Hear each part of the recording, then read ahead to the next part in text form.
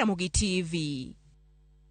Mbele nyakwara mgajonge mano mosenyuolo paro mopogore pacho ka edoni moko kumo ganda jo Kenya pod dhi nyime kod kwedo ng'eto mar duma malo mogik ewi puodho riwruok jogo matimo hera e kind chwech machal. Moko kuom jood bura okinde kod riwruoge mag kanise bende koro golo paro mopogore ka paro mar chik bende ichano chwale od bura mar geng'o okang' makamano. Jafwambo marwa Walter Nyambaga miyowa ler ewi wachno. Ng'eto mar doho maduong' motim thurka jo mokalo ewi ratiro mar ji matimo ere kind chwech achiel midendo ni LGBTQ. Ng'eto mosenyuolo paro mopogore kind oganda ka riwruoge mag kanise mokelo kanyakla oganda jo Salam e kod jo Kristo ogolo chung' motegno ni ngang' en tim kwero. If the people who have associated are with the plan of doing something that is criminal and evil, then we must call out the criminal association. Sio maadili yetu wa Afrika, hata usio kwa Mwafrika mtu aina gani, sio maadili kuweza kufanya mambo kama hayo. Nikech dhano winjo ne ok chal kendo ok romre, wamanyo kinde mondo yarno matut kind ng'eto mar doho mamalo mogik motenre kod ratiro mag oganda kod dwaro mag katiba ewi ratich oganda.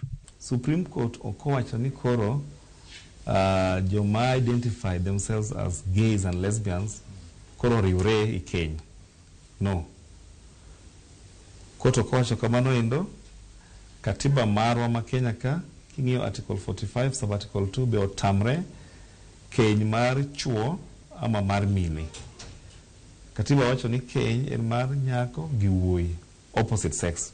We had a campaign in 2010 at the time when the new constitution was coming in, and some people who are in the no group want Kenyans that this constitution may introduce gay agenda. And those in the yes campaign said no chance in heaven, hell or on earth that this will be introduced in our constitution. This was in 2010. Ja od bura ma Bay Town Pedho Pondo Kaloma okoni osegoro paro mar chik modhi pedhe od bura maketo kum kowuok higni 14 e kum jok matimo ere kind chwech achiel nyaka twech mochwere jela. To kata na kuonde kaka Mabi Kisumo gini aina go yudo ka ng'ano donje gino ok no hero, but odonje nyako no donje kata wuoyi no donje mondo yud kako survive.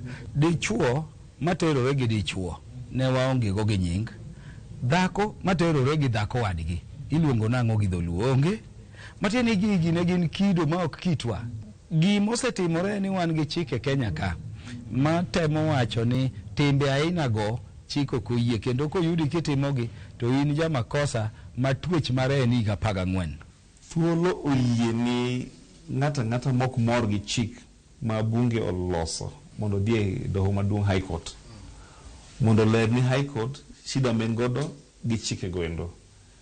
Ka o convince High Court, the High Court they declare that law as unconstitutional and there's nothing Pondo Kaluma can do about it. Attorney General Justin Muturi chano doke do maduong' mogik mondo kwa do mondo chako rang ng'eto mare. E penjo maduong' en ni to bende en gima nyalore toka do maduong' mogik osegolo ng'eto mare. Wach mukinde wacho ni nyalore korang kwan mar jok manowinjo burano. To kawa timo application ma wadoke do kendo to wadhi timo application ok luong ni appeal.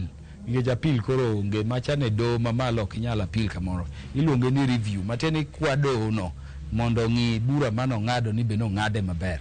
Na seche midhi koro gidhi bedo ji 7 te.